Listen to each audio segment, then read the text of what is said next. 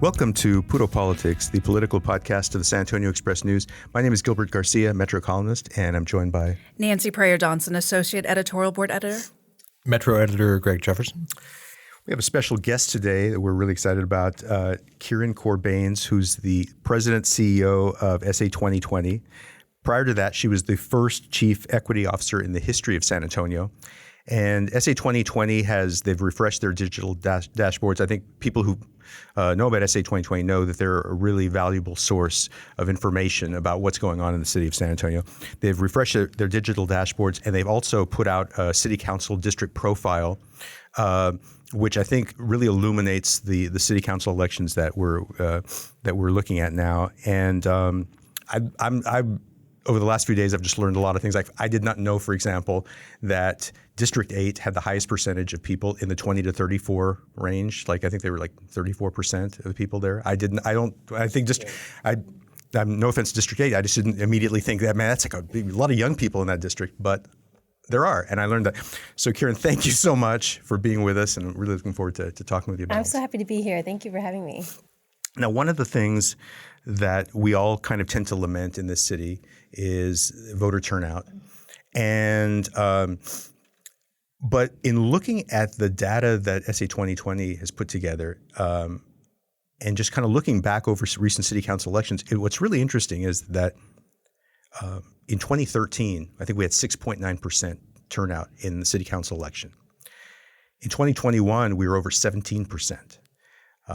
It's a really remarkable improvement over that time. It's not something that we necessarily give ourselves a lot of credit for. What do you think the numbers have been going up anyway prior to that, but there was definitely a big jump in 2021. What do you think contributed to that improved turnout?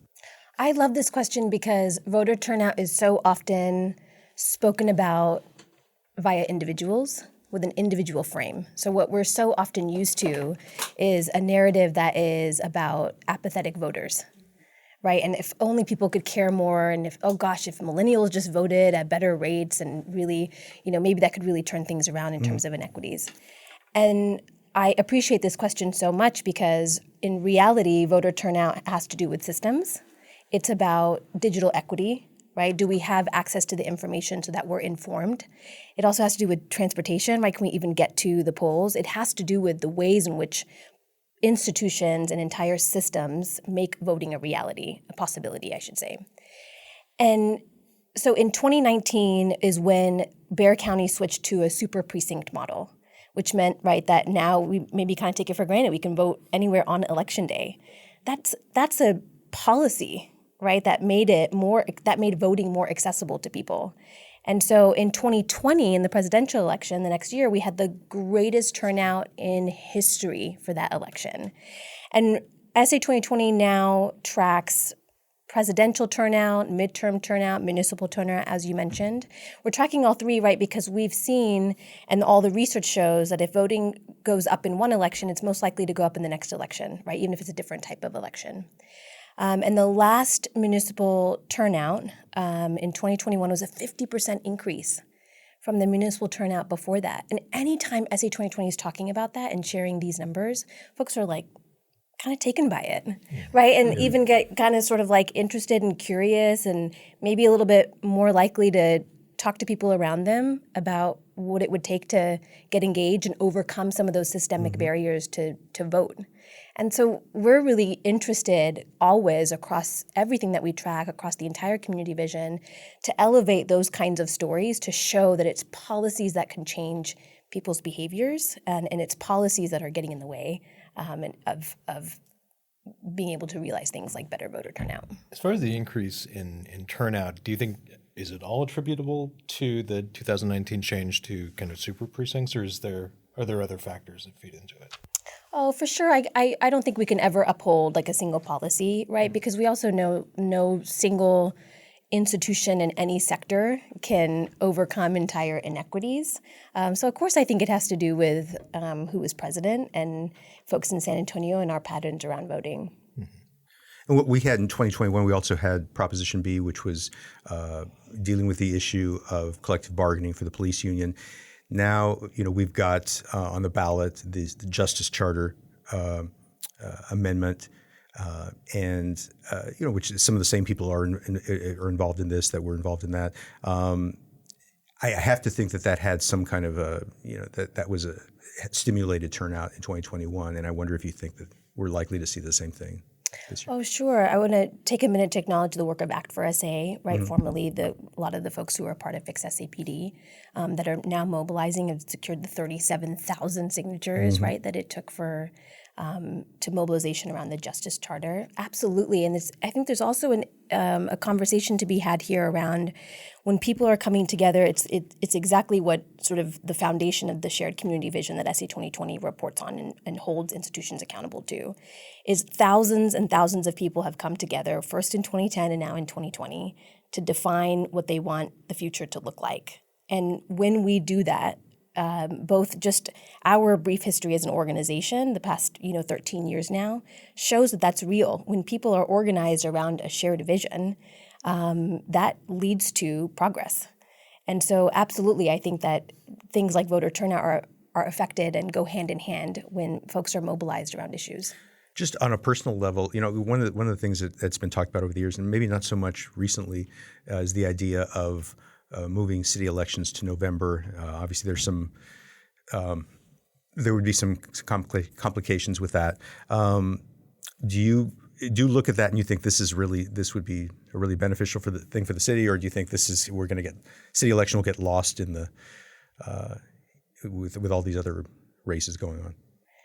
Oh yeah, I'm not like a specialist in voter turnout, so I wouldn't be able to necessarily speak on what tactics. I think if we rely on folks who are, there's definitely a lot of movement that says yes, right? That would increase voter turnout if it was done in that way. I think over and over again for us at SA 2020, even personally, as someone, I consider myself an equity practitioner. When we're looking at strengthening a particular policy or process, the way in which you do that to ensure equitable outcomes is to say who are the folks who would be disproportionately impacted by this, right? And then sourcing answers to how a process could be strengthened. So sure, yes, I think so. One thing that was really interesting to me was looking at the percentage of insured and uninsured people in San Antonio, and the data you have shows that I think in 2010, 75% of San Antonians under the age of 65 were insured. That went up to 82% in 2015 after the Affordable Care Act kicked in. And then it decreased a little bit to, I think, 79% in 2021. Any thoughts on why, not a huge drop, but any thoughts on why that went down? I have to say, I'm so taken by the data that's in your brain. It's like giving my whole heart. It's filling all of my insides with joy. Even more, I would say, honestly, even more so than me. I do not keep the data in my brain. The story of health insurance, I will say, what I keep in my brain is that the gap in health insurance coverage today in San Antonio is with our working age population, folks between the ages of 19 and 64. And so what's the power of SA 2020's, of the community vision and SA 2020, is that we're reporting on those indicators over time. And increasing health insurance coverage was a goal that was prioritized by the community in 2010, which means we've been tracking that data now for more than a decade. And so if you look at that historically trended data, you can see there's a spike in around 2014 to 2015, just like you said, right? We can see a spike because of the Affordable Care Act. So again, we can point to, hey, where are the policies that have really made a difference historically for folks in San Antonio? So one, Affordable Care Act was a spike. And then now if we're talking about the level of multi-year millions of dollars being invested into workforce development approved by San Antonio voters, right? I'm talking, of course, about SA Ready to Work. And we know that in San Antonio, it's our working age population that largely does not have health insurance coverage. How is something like our workforce development program paying attention to health insurance when we talk about high quality jobs, right? So the data gives us an opportunity to ask really more and more critical and inquiring questions, as I would say you've done in that question. I don't think it does, right? It comes down to, for the work initiative, I think it's just the dollar amount per hour that they get, right? That's the threshold. You're So saying they're not talking about the insurance benefits. That's really important. That's really interesting. Right. To really just You would even, assume that it would have benefits, but well, even it's just asking for specificity when we say high quality jobs. right. Right? Can we really unpack when we say high quality jobs? What does that need to be? What do we need to mean by that when we're talking about folks in San Antonio? Yeah, that's a really important question. So much of this, what's revealing about this data is about the disparities between districts. And we were talking about health insurance, and I'm going to refer to my notes here because this I didn't keep in my head. But District 1 and 5, and District 1, is kind of anchored by the downtown. District 5 on the west side, they have by far the highest percentage of uninsured, 26% in District 1, 29% in District 5. I was also looking at the broadband data. You had in District 9 on the north side, you had 94.5% have broadband. District 5 on the west side, 73%. This seems to be really getting at the kind of some of the issues that you've kind of devoted your career to addressing. I mean, if you that's a major difference if you're talking about broadband access between the west side and what we're seeing on the north side. Right. Yes. Absolutely yes. I know y'all had Councilwoman Terry Castillo on the show recently. And when we talk about data that's disaggregated by geography, we are immediately not only talking about place, but we're talking about race, and we're talking about class in San Antonio. So all too often, right, oftentimes one of the forms of resistance I get when I want to talk about racial equity from folks is San Antonio is a quote-unquote majority minority city. It's not about race, it's about class. Okay, pause, right? In order to talk about and even just to show our disaggregated data in a way that maintains, I think, that systems-focused narrative that I was speaking about earlier in terms of voter turnout, we have to look at what historically has occurred in terms of policies that have gotten us here. And redlining, when you go to sa2020.org/data and you explore those city council profiles, you can see that we've taken the historical maps of redlining and we've put them on top of the city council boundaries as of the ones that will go into effect after the election. And City Council District 5 has the greatest number of neighborhoods that were redlined as most hazardous for investment. So if we start to see the data across every indicator disaggregate and those inequities and the worst outcomes for people in City Council District 5, we have to understand that within the context of that history. Can you give us a quick refresher on redlining? Oh, I mean, sure. it's one of those phrases we use a lot, yes, but I mean, yes. we don't often take the time to really say what it is. Oh, absolutely. So in the mid-1930s, in more than 200 cities across the country, the federal government, in very, very close partnership with local governments, banks, and other types of financial institutions, looked at cities and drew maps that said these neighborhoods are most hazardous for investment. And in fact, on this page, if we go just a little bit down, we can see those redlining maps. And it said, these are the neighborhoods that are hazardous, these are the neighborhoods that are declining, these are the neighborhoods that are still desirable, and these are the neighborhoods that are best for investment. And then from there, it wasn't just that those neighborhoods were looked at in terms of their prospect to be able to return those loans. It wasn't just class. It was race conscious, right? It was very specifically saying there's a high density of Black people that live in this neighborhood, and therefore. And then they were actively shut out of the investments and the mortgages that it would take to have home ownership, which we know home ownership, right, is a means of building generational wealth in the United States. And it was, oftentimes another sort of common form of resistance to advancing racial equity is that happened a long time ago.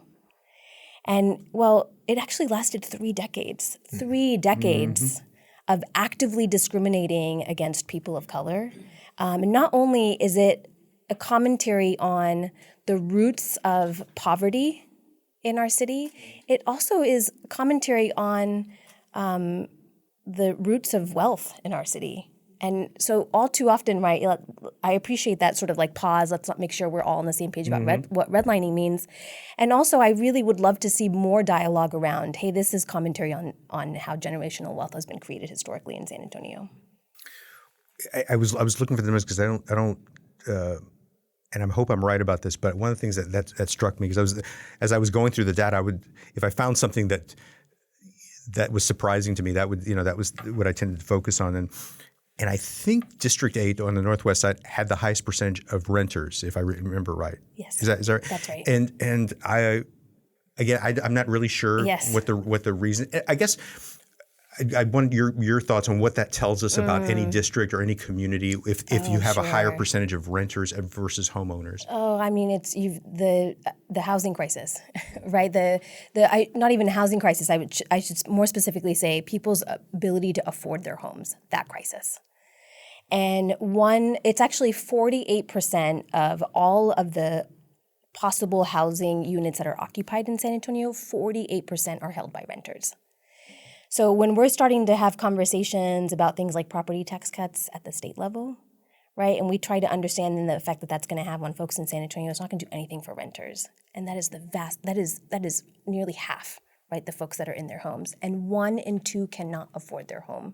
It's actually the number one expense, followed by transportation for households. I grew up in District 8, actually, in a really tight-knit South Asian immigrant community. I would imagine that the number of renters in District 8 has a lot to do with the density of first-generation immigrants, as well as refugees in our city, right? So now we're having a conversation about housing affordability and how it intersects with immigration. SA 2020 has set a goal of really sharply reducing the number of people who are burdened or facing challenges when it comes to housing affordability. And I wonder how much you think the housing bond that was passed last year will affect that. I mean, are you optimistic about that? You know, one of the most common questions we get is, what are the bright spots? Because we're like all really sad about inequities and like experiencing them, right? And it's like very, very depressing in real life. And so folks oftentimes wanting to interact with this data are like, what are the bright spots? Like, what are the things that we can hold on to? And so we have some of these success stories, right, like voter turnout, that we can sort of point to the incremental change that's been quite powerful.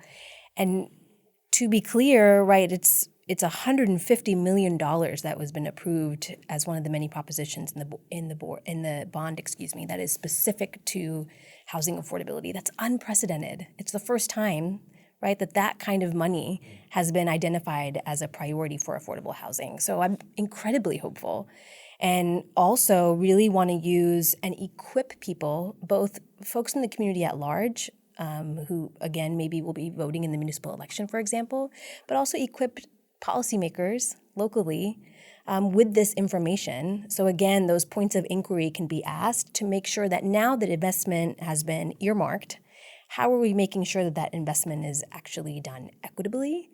And I say that word with such caution because— Why is that? I think equity is, as really easily, it rolls off the tongue a little too easily. And I think what gets lost is that from our experience at SA 2020, we have sort of this, right, really, we get to be in the room for a lot of things. We have a 50,000-foot view of San Antonio, given the data that we track, the folks that we're engaging with San Antonio Shared Community Vision. What we see most frequently, folks in San Antonio, I would say, including folks that are in our city government, from on the city manager side, city employees, as well as elected officials, overwhelmingly value equity. I truly believe that. Like, even on a personal note, I believe that folks in San Antonio really value it as a concept. What we're conflating in valuing equity is that means we know how to put it into a policy, and we know how to develop an entire policy that then is going to meet the needs of folks in San Antonio, that actually accounts for their history and their needs. There's a major disconnect in being able to operationalize equity that we're witnessing. And again, referencing a recent conversation that y'all had in this space, I'm thinking of the Violent Crime Reduction Plan. That's a 30-page document, and over and over and over again is talking about conditions. I actually counted, it's 19 in a 30-page document. It's saying underlying conditions, social conditions, environmental conditions, societal conditions, over and over again is talking about the root causes of violence. And at the same time, it is delivering a tactic, right, that does not make any sense. That folks are saying, that folks, including our elected officials, like again, the councilwoman, Terry Castillo in District 5, saying, hey, there's a disconnect between this tactic and what we know addresses the root causes of violence, like poverty, and like many of the indicators that SA 2020 tracks, right? No one, to put it bluntly, You're looking at the symptoms versus the to put it bluntly, right? Police headlights being pointed in someone for 15 minutes doesn't end poverty, right? We know that. This document is saying over and over again that the root causes of these conditions, right, are something else. So that then leads to a conversation of, hey, the San Antonio Police Department is one department in an entire city organization that actually has massive influence. It's not solely responsible, right? Really want to caution, SA 2020, nor I personally believe that local government is solely responsible for achieving the community results embodied in that shared vision. But it is a massively influential institution that can make a difference in housing, health, workforce development. And so the disconnect that we're seeing in that plan, where it's articulating what the root causes are, but then giving us a tactic that doesn't show that it is really connecting to those root causes, is how is the police department coordinating with any of the other departments in our city organization that really does work on those root causes to be strategizing and to be soliciting the feedback of community of folks who are saying are the violent offenders that are a handful of people that are responsible for the greatest number of violence, and right. So are these folks who are being connected with things like workforce development, right? If we know it's all the way down to saying apartment complexes, right? We know the apartment complexes. Okay, well, there's a breadth of these services that the city as one institution delivers to the public that addresses those root causes or seeks to make a difference on those root causes of violence. So there's a disconnect between that particular tactic, and that's what I mean by equity means we are accounting for the differences in our histories and our needs across the entire community. Mm-hmm. And how are we actually shaping policy that accounts for that and doing it in coordination, because we're acknowledging that no single policy can fix everything, right? It has to be in coordination. So I think the greatest critique on that plan is, where is the coordination with folks who are addressing inequities that are otherwise being identified? Mm-hmm. You were, I was telling you before we started the podcast, one of the more memorable city council meetings for me was, I think it was in 2017, when you did a presentation at the time that the city kind of rolled out the equity budgeting, equity lens budgeting, and you did a presentation, Christine Drennan did a presentation and looking at some of the historical issues and talked a lot about redlining and so on. And I wonder, like, what kind of, as you said, no one really says I like inequity, right. but when you start talking about what policies you're gonna put in place, that's a different thing. Did you get much pushback on the equity lens budgeting approach? And now that we're, I guess, about 5.5 years down the line, how much difference do you think it's made? Let me just sip some water. Sure, take your time.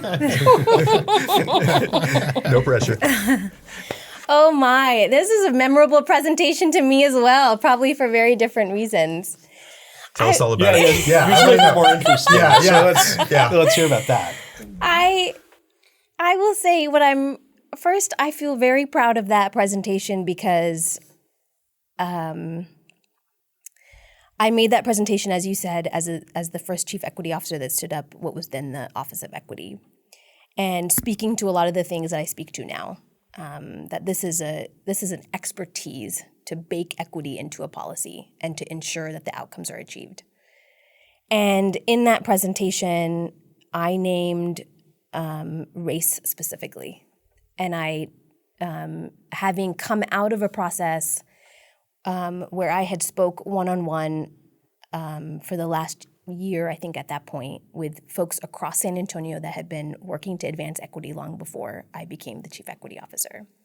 and had, through those conversations, defined what equity means, which I've used in this conversation, and more specifically said that racial equity is achieved when race is no longer predicting or determining our life outcomes, as it is today in San Antonio. I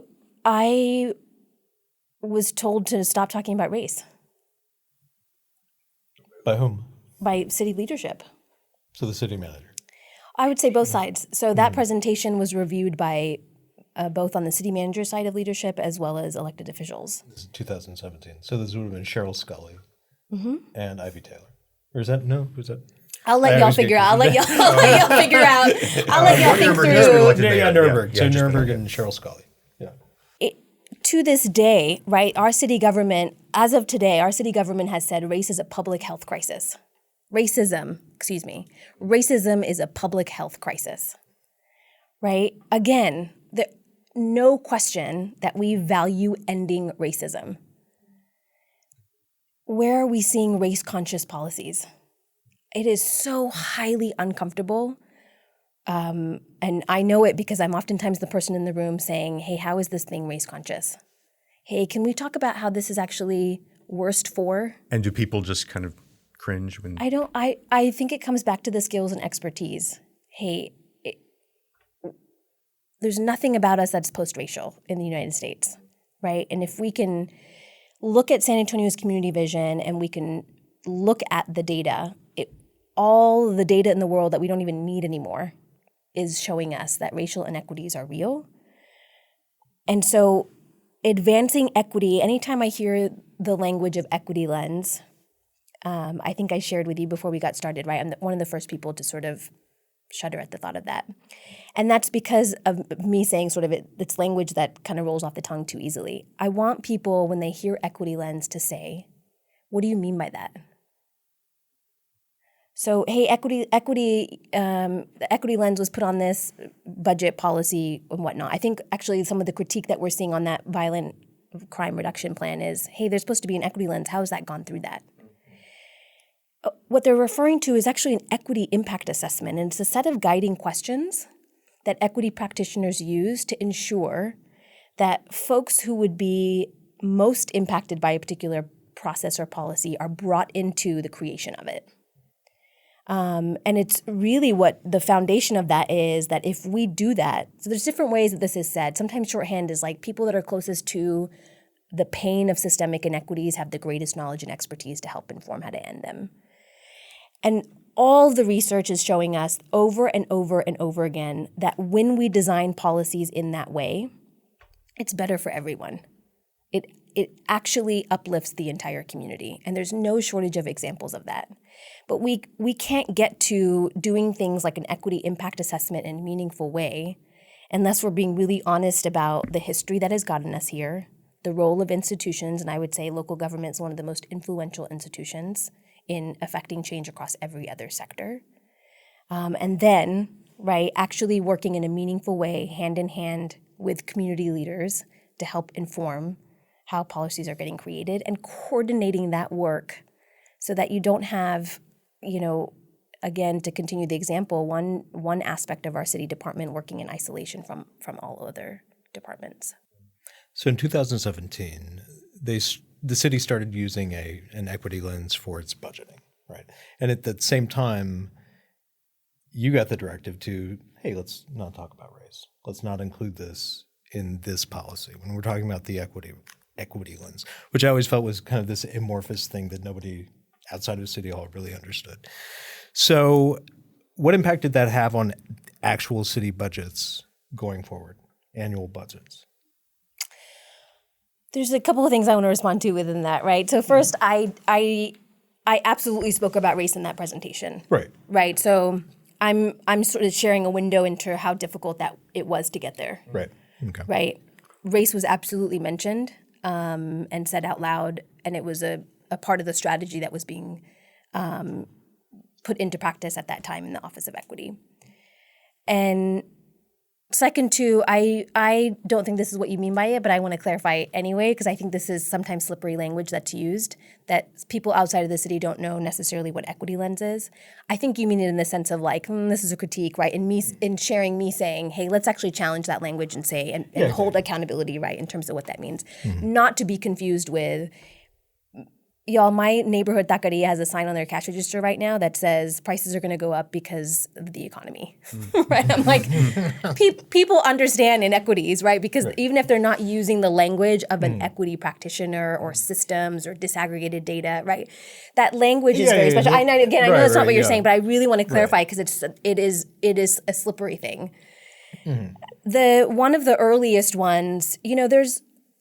Even if let's actually talk about even more recently.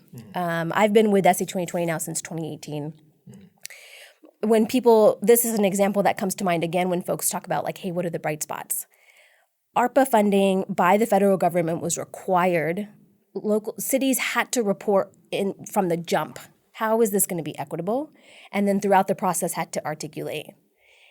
The city of San Antonio was able to say, those ARPA reporting documents are public, right? You can go, including from our city of San Antonio, they make that information public.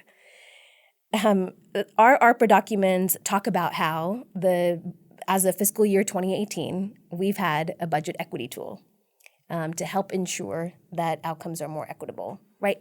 The federal government required essentially the city of San Antonio to talk about, hey, what was the history of equity? Right? So, I mean, those of us who have been doing this work for a minute in San Antonio know how hard it has been to make some of these accomplishments real. One of the things that's come out of that ARPA funding that we've just heard about earlier this year is the increase in how long senior centers, the comprehensive senior centers that the Department of Human Services, how long those senior centers are open. Our data shows, of course, City Council District 5 knows that the population in District 5 has the highest number of folks who are seniors, folks that are over 65. So a senior center saying that they're going to open extended hours and that coming through ARPA funding, District 5 has 2 of those senior centers, which is more than the one that most other districts have, right? Now we're starting to get to, okay, hey, the effect of senior centers in District 5, again, when we start to lay on the history and the other outcomes in District 5, that's going to have a profound difference in terms of results for a community. Got it. Well, before we wrap things up, I wanted to talk to you a little bit about the future of SA 2020. It started, as we all know, as kind of a product of then Mayor Julian Castro's idea of like let's have a visioning process and sort of project what kind of future we want and let's establish some priorities, things that we want to work on as a city. In 2023, as you look at the future of SA 2020, and I know one of the things you get this a lot, and so I'm not going to ask it, but people always say, it's SA 2020. The name Yeah, it's a little age. It's kind of the thing. It was the thing that when I was younger, I used to wonder, like, musical youth. Are they going to be, when they get older? Are they going to? Is Sonic Youth going to say Sonic Youth forever? I don't know. What do you do?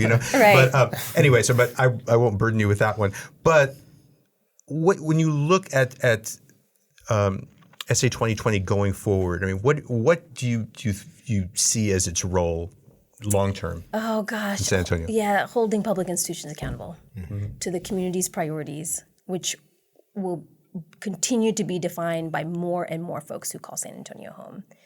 And I believe that, and I've felt it even just the last 3 years, the further we get away, the longer we are in existence, the more that the power of a community vision and the power of an independent nonprofit that's holding institutions accountable will be undeniable. Does what's happening at the state level have an effect on San Antonio? Oh, big time. With diversity and inclusion. Can you talk about, can you just kind of lay that out for us or for listeners and, what's happening, if you can lay it out, and then what it means to San Antonio? I'm assuming that we're talking about the attack on diversity, equity, inclusion that we're seeing most specifically right now in universities. Yeah. I believe that this is a a gross abuse of power, and also it is pushing a narrative that efforts to center equity in things like admission processes in universities, things like hiring processes, for example, that are actually, again, accounting for the different histories and needs and making processes more transparent and more accountable to people. The narrative that is very harmful and very untrue, just factually incorrect, is that this is sort of giving a free pass to people of color, right? It's not based on merit. It's just based on, right, the color of people's skin. When we know in reality, it's actually removing barriers and processes and keeping us away from things like top talent, right? So the question, even I feel I'm like realizing as I talk to you that I'm so passionate about the fact that it's a harmful narrative. Oh, this is where I was going with that. How can it seep into, or would it seep into San Antonio? I mean, you're saying it's pretty strong, like their belief in San Antonio has a pretty strong belief in these it's initiatives. Because how scary, right? How frightening, just in the way that power works. Nothing about, SA 2020 is not funded by sort of state government in any way, right? And I'm reading this and I feel terrified as an equity practitioner, as someone who does this work on a local level. But what we also know, right, the power of being folks who are doing this work at a local level, and even just going back to the example of property tax cuts, right? Even thinking about health insurance coverage. So San Antonio doesn't work in isolation, and it's also, I think, that really does go back to your question about the future of SA 2020. It's a community vision for San Antonio, and we are affected by federal and state policy.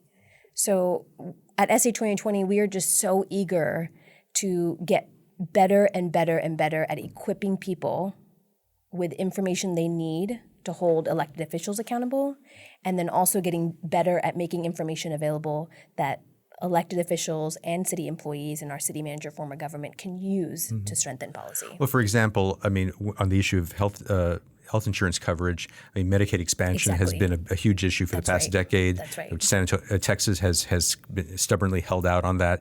Are you, as an organization, in communication with state lawmakers and talking about this issue and the impact that it can have? We don't do work with state lawmakers, but we partner. One of our board members, Marisa Bono, who leads Every Texan. So we monitor and have partnered in various ways with their organization to simply just better understand how we can do the work that we do in San Antonio in light of what we know is coming down from the state level. Mm-hmm.